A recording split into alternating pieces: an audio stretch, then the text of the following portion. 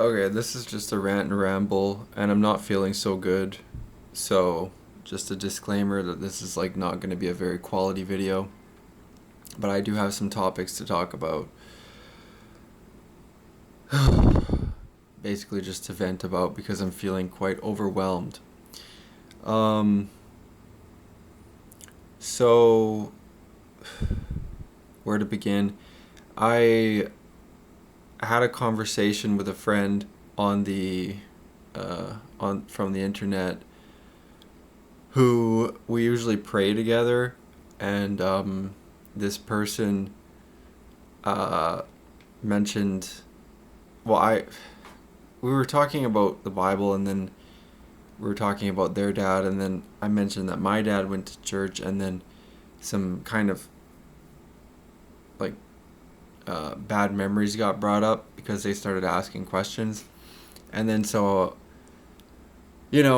like it's a really sensitive spot for me, so I was like crying, like some tears started just coming down my face, and then we ended the call shortly after that, and then so I was just feeling like um, triggered, I suppose, and emotional about that, and like in pain, like emotional pain, and then uh, after that, um, so like I went for a walk, I had some water, I tried to like cool down, because when these things happen, when like an emotional thing happens, it's like a wave essentially, and then it'll be like a strong wave, like especially uh, for me, it's like a really strong wave when I do get one, which is like why I obviously don't want to get them, and I think a lot of people are like that. They don't want to get a really strong wave of emotion because it's painful and it hurts, and then um, you but I think the key is to trying to experience, like, allow it to happen, experience it, process, let it process through, whatever, however you want to put it. But then it'll like reverberate later, and you'll get further waves, basically. Um, so, anyways, I tried to calm down, but then I went back on the. I went online again, and then like this video came up about Itzhak Bentov, and it was just like a summary of him. It's kind of a clickbaity-ish video,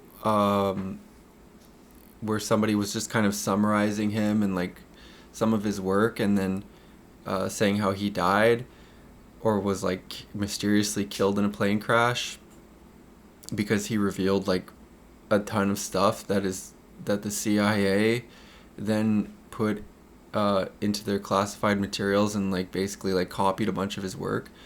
But he had some stuff about consciousness and reality, and um, basically I was like seeing this video, and like lately I've been more interested in this stuff again. Like I was really interested in this stuff like you know 10, 12 years ago, 8 years ago, but it kind of overwhelmed me in a way. A lot of it did, and it also got really lonely, um, and got really hard to kind of learn more. Um, but uh, and then I was on all these like medications for a long time, and that really dulled me. But now I'm not really on any medications anymore. And I was like on like antidepressants, antipsychotics, like ADHD medications. Now I'm not on anything again.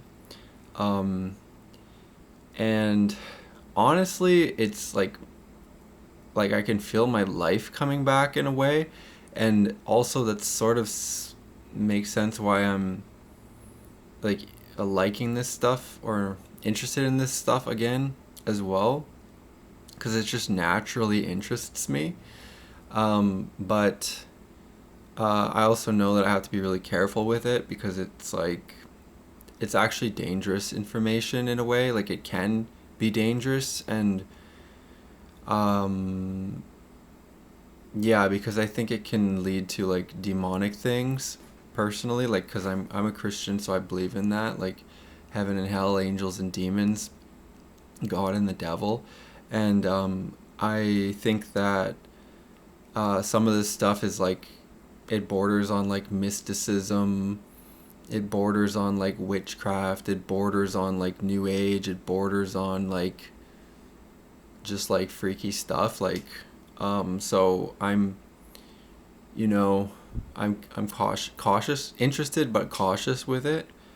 And also this Itzhak Bentov guy was an Israeli, which I just found that out like when I went to check how to spell his name again. Um,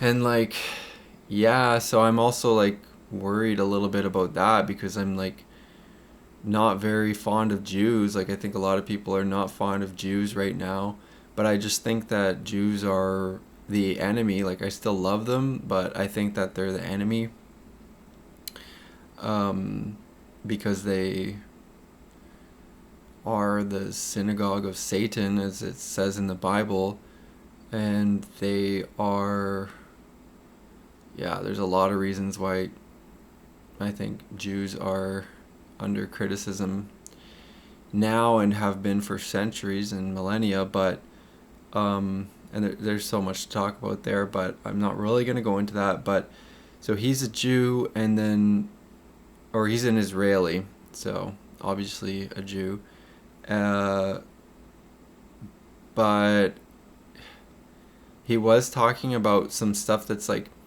that's the thing, like this stuff, it kind of is really, I don't know, like it's just, I feel like I have to be so cautious with this stuff because it is interesting and it is um like promising or whatever, but maybe I need to be humble and like humble myself before God um and Jesus and just like not mess around with it. And then also I wonder like, well, what's kind of like the acceptable thing? Like am I allowed to look at it just for educational purposes, or should I just not look at it at all, or like, you know, like, so I just kind of wonder about that. But yeah, and then in that video it was talking about the CIA manipulation, which was pretty interesting too, because it said that the CIA just mass manipulates people through you know, some pretty proven strategies, and it kind of all relates to this thing about like frequencies and waves. And like this Itzhak guy was talking about how, you know, we're kind of like connected to waves through like a heart. We have like a heartbeat. It's like a wave. And then kind of like if you learn a little bit about conscious states, like what state you're in, your body state, like your nervous system state, and like just like your overall state of being, it influences like reality around you as well, which is like, you know, pretty I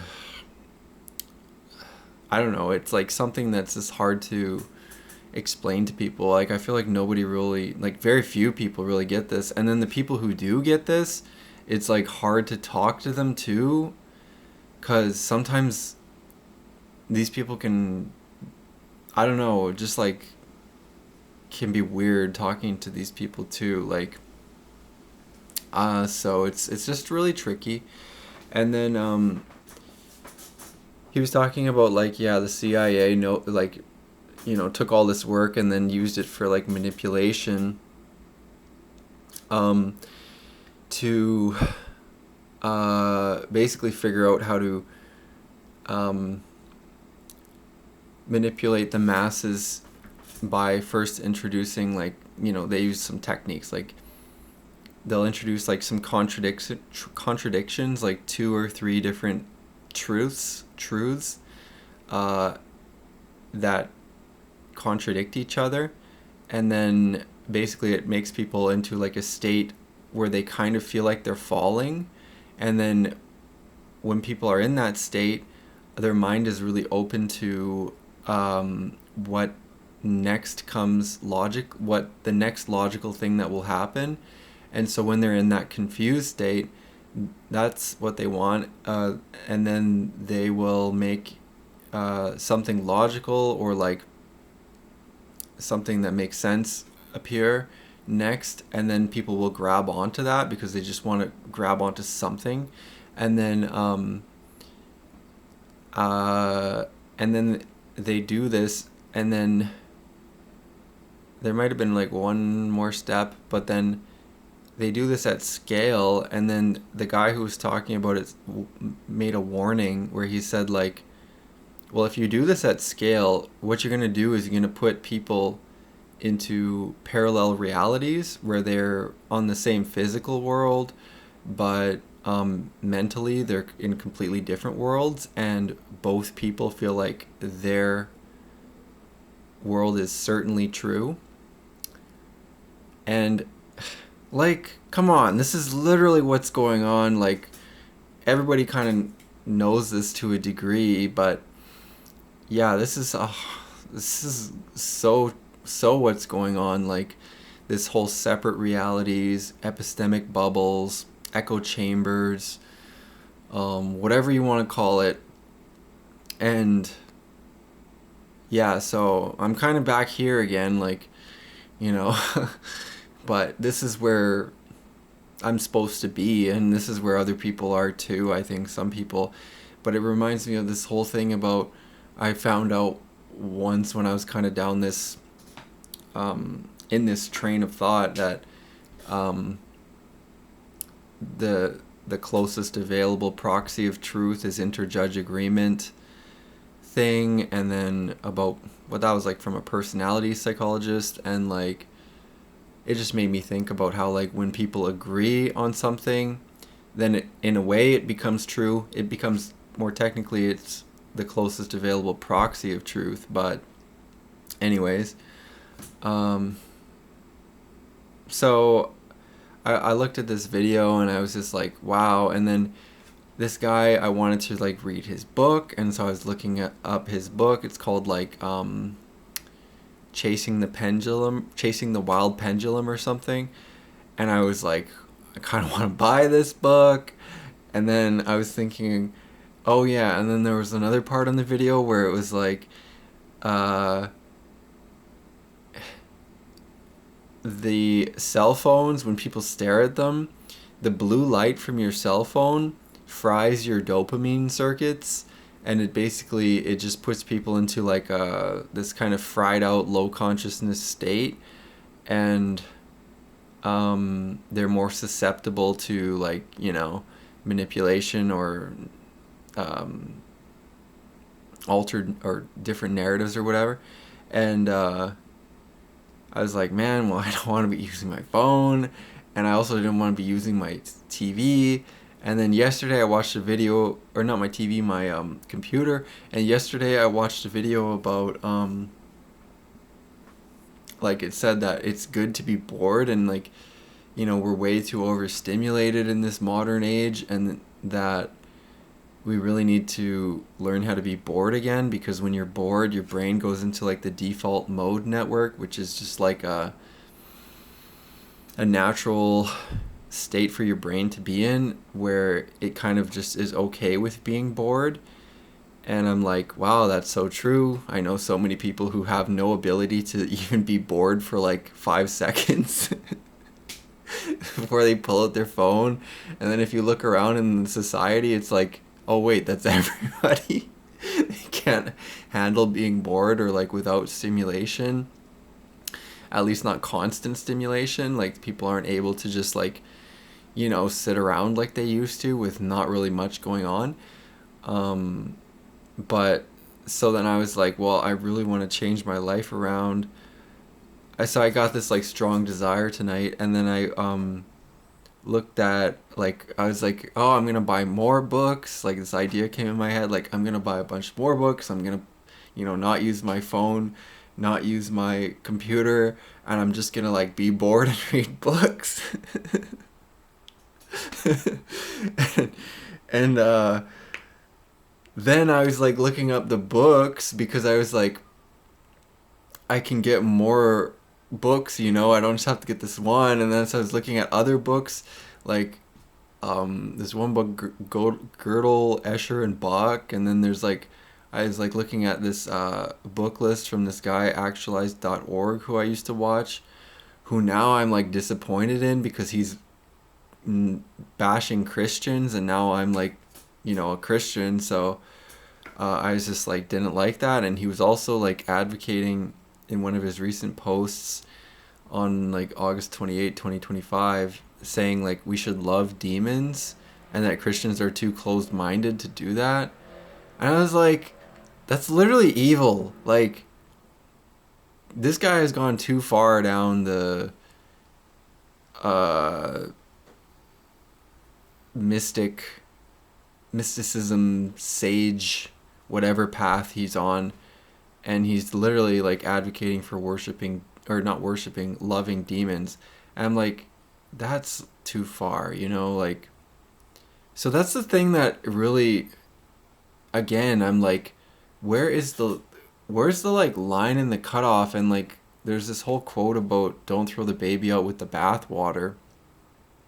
Like, what is the baby and what's the bathwater really? Like, when it comes to different things, like, you know, like, these are my genuine questions. Like, I don't know what I should all be like paying attention to, what I'm not allowed to pay attention to, and like what's really damaging and like what's not damaging, or like what's allowed and what's not allowed.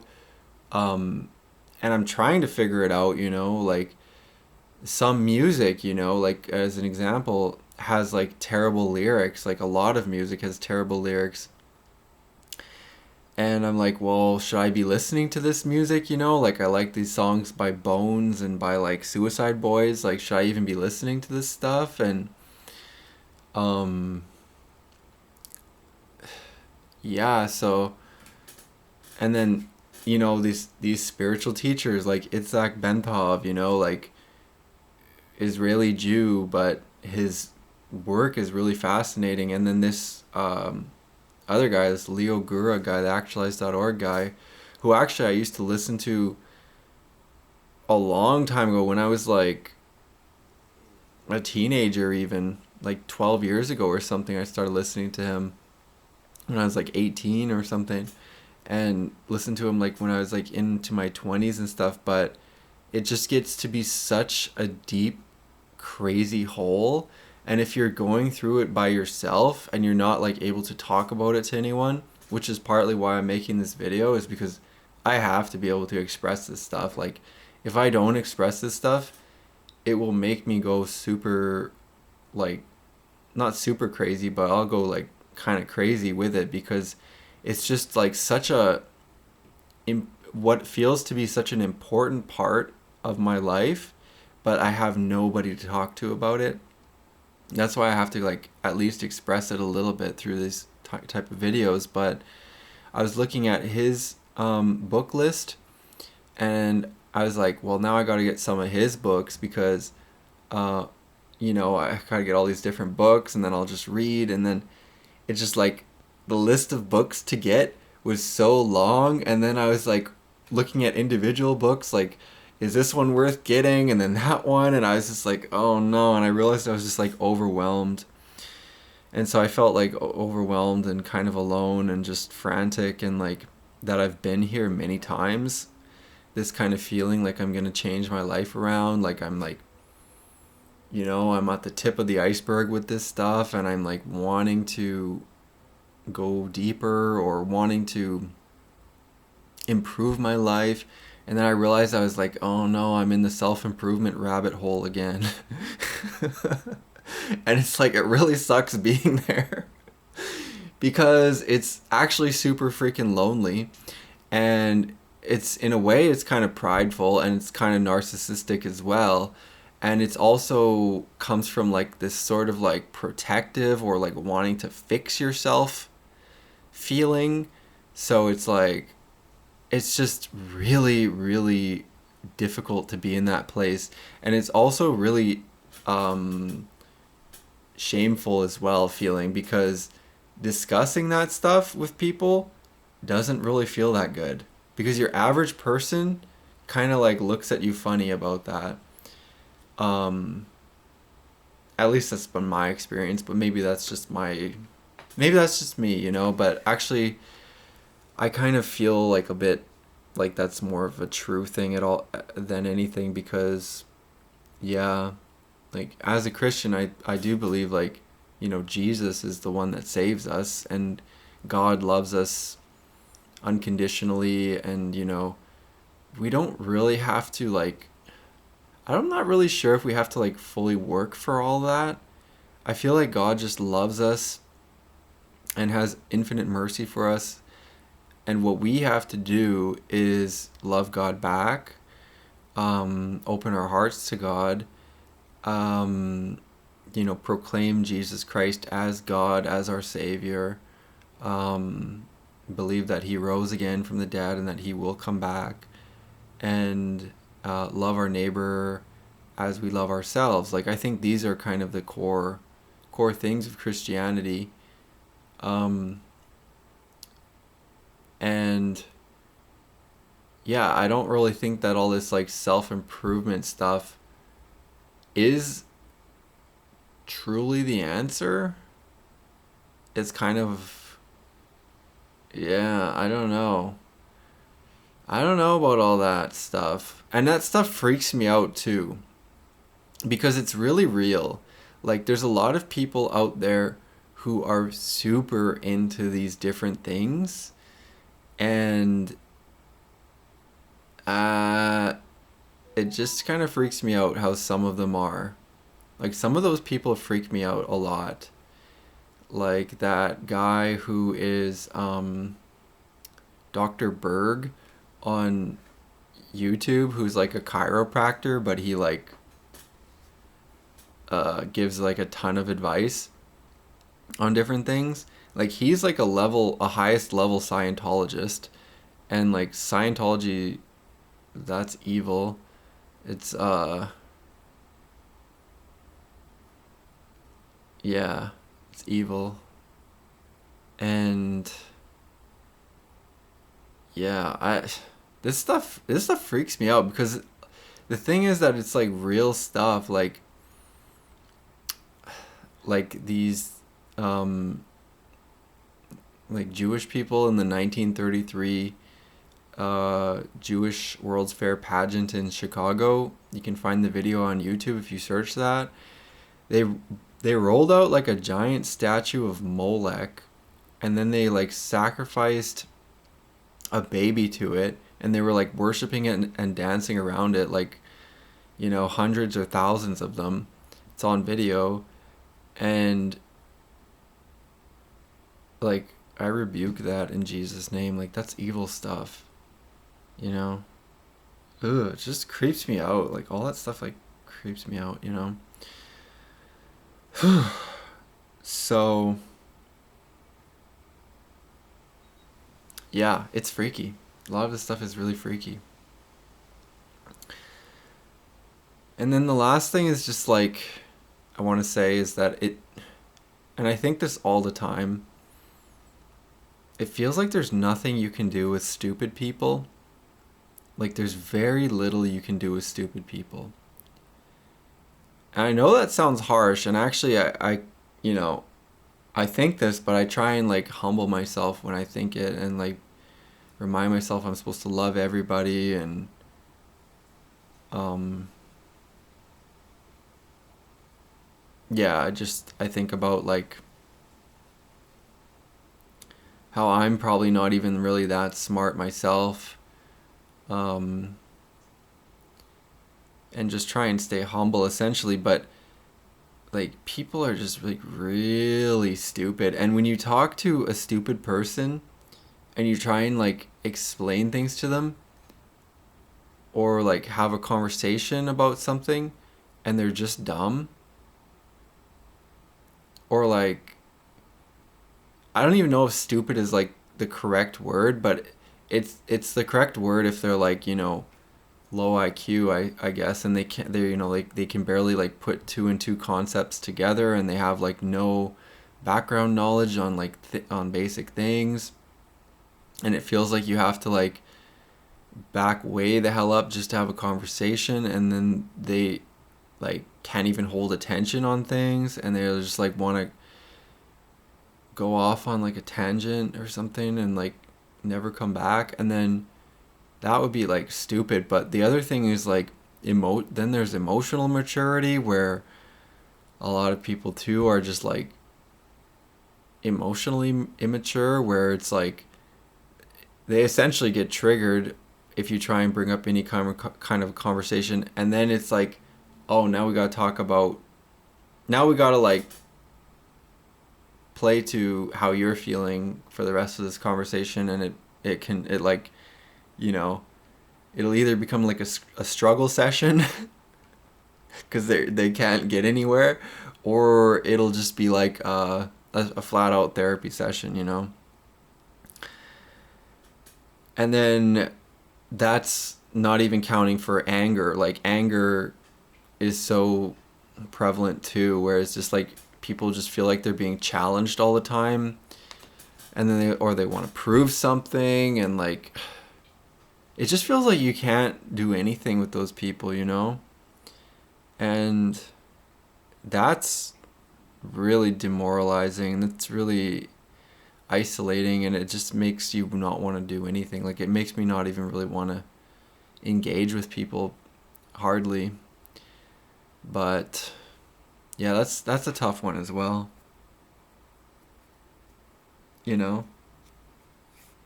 And it makes me feel like I have to do all the work myself, and it's really hard. It's really, really hard, because then I feel like I have to, you know, baby this person through, and or I have to like, you know, really back up, or I have to take the brunt of like of shame if they try and like, you know, or if they're trying to mock everything, and then I have to be really serious just to get them on the same plane or the same level. And like I haven't really done any of that for a long time, because I've really been kind of incapable of doing it. Because I tried doing stuff like that, you know, when I was younger. I was naive, and I thought that, you know, other people are like me. They're, you know, they think like me, right? They must, you know, be able to see conclusions that I see if they have the same facts and evidence in front of them, right? Like, and I'm kind of like, that really isn't the case, you know. Some people just won't get it, you know. A lot of people, I think, will go to hell. Sad, like, I guess that is kind of pretty sad. You know, we pray for everybody, peace to people of goodwill, and we want everyone to go to heaven. But yeah, it's really tough. It's really, really tough. It's really tough. Yeah.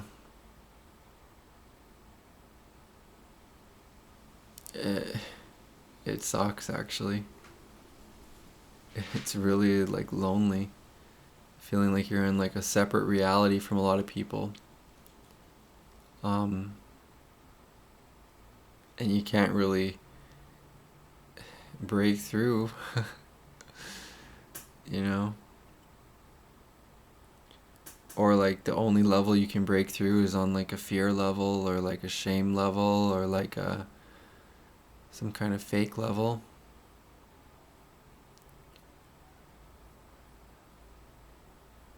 It just feels super draining, extremely draining, actually. And I don't know what to do about it. It kind of makes me understand why these governments and these, you know, Jews and secret organizations, or all this like weird stuff that we don't even really know about, it kind of makes me understand why they just use manipulation all the time. And why they just use control all the time on the masses. 'Cause the masses are dumb. I mean, I don't know. The masses are a mix, obviously, but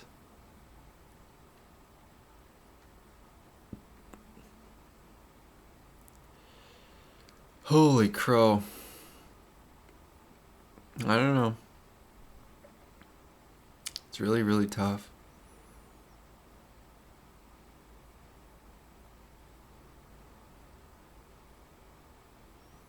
It's really tough, actually.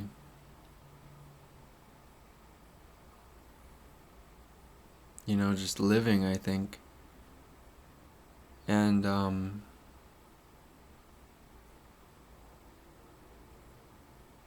yeah. What I will say, though, is that I really truly believe that we are eternal. That when we die, you know, we don't die. We die, I guess, physically or whatever, but we live forever. And we get judged and we either become united with God in heaven or eternally separated from God in hell. That's what I think, heaven and hell is being united with God or separated from Him. And it's really clear to see this in the Bible, and when it says, like, God says that He will set His face against people who are unholy or unclean. That just means, like, He can't see you, right? Like, God can't see you, like, and God is completely good, completely perfect, the Most High. I worship God. He's the Holy Mighty One, Holy Immortal One, Holy Eternal One. Always was, always is. And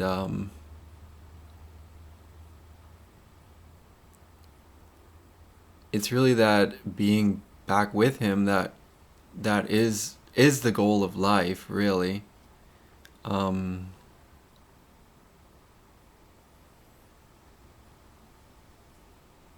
Yeah. And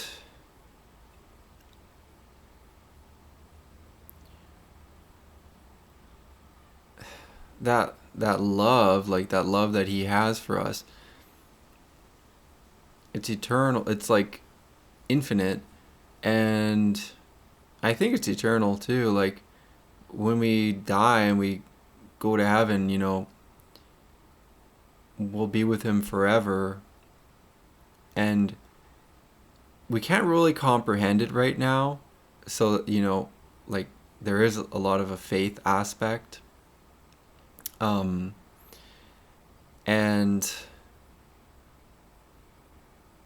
in that book, Gödel, Escher and Bach, Gödel, Escher and Bach, the subtitle is An Eternal Golden Braid.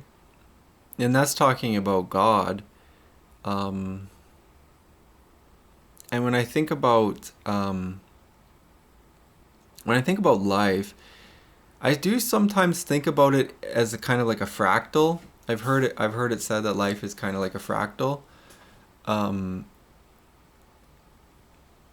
that does make sense, but I also think of life as kind of like a wave. Ooh. Getting chills talking about this.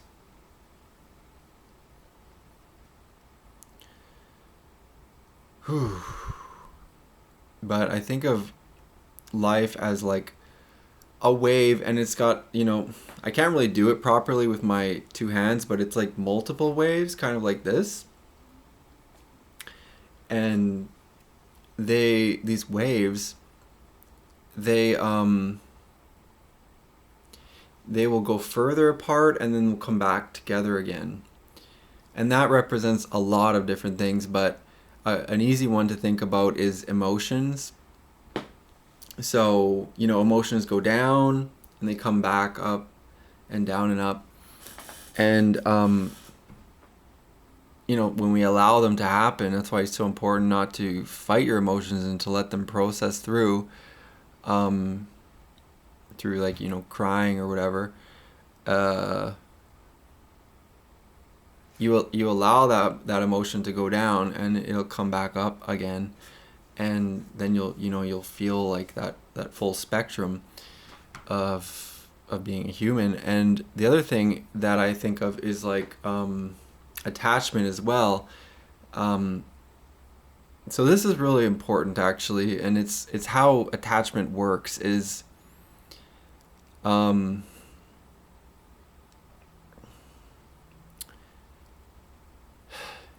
it is like a pattern, but when you get an attachment to somebody, and you can kind of tell when you have an attachment to somebody, and it's through knowing them and familiarity and sharing things and whatever, and you can kind of feel like a pull to come back to them, or they will feel a pull to come back to you.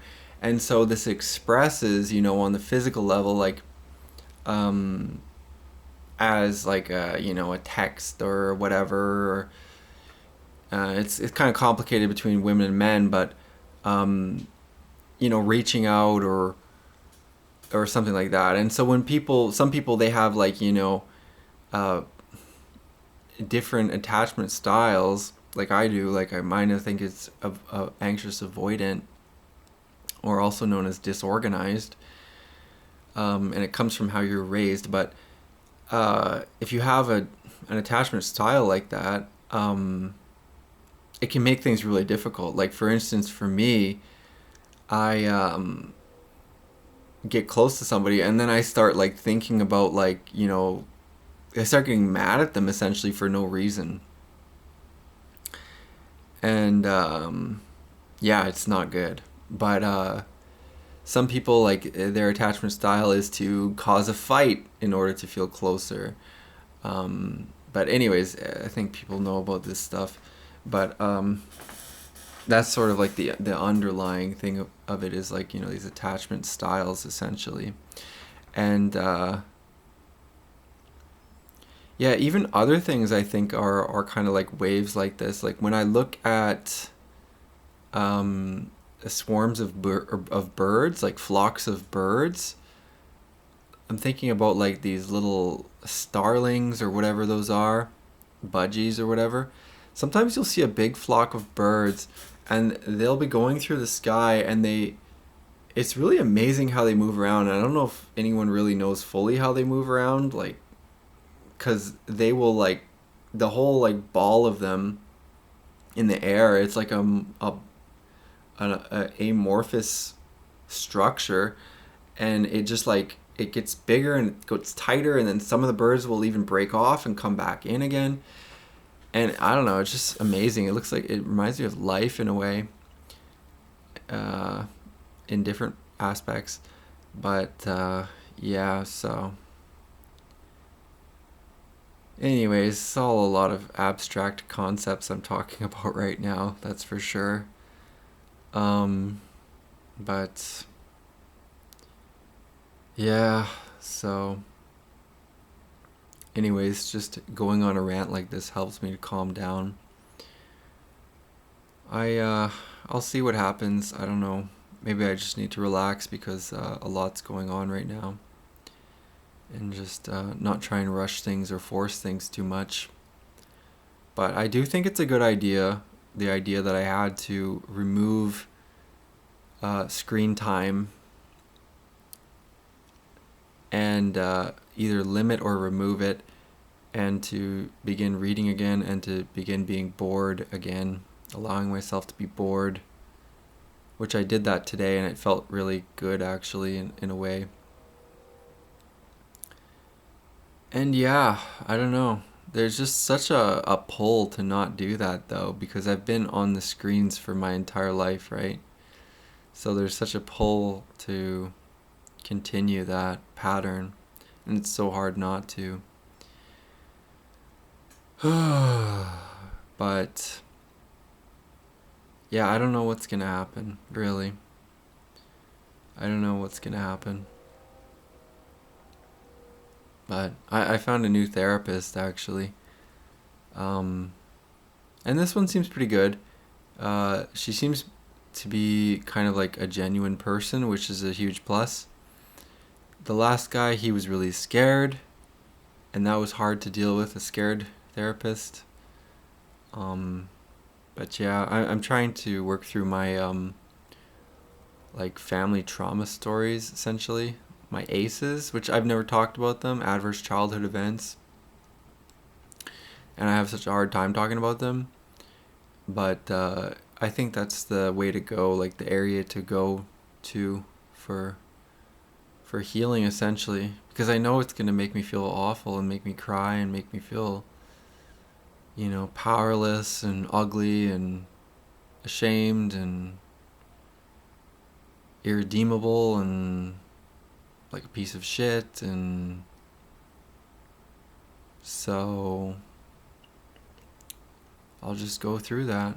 I think that's the way, and just go slowly and um, allow it to happen. And yeah, I think I'll start getting some feeling back in my body. I don't really have much feeling in my body, but I think I might get some more feeling back in my body if I can do some of this stuff.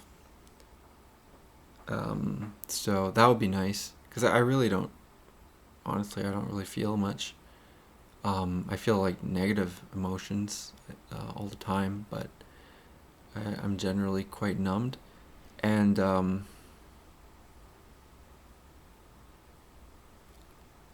yeah, so that'll be good to do that. And then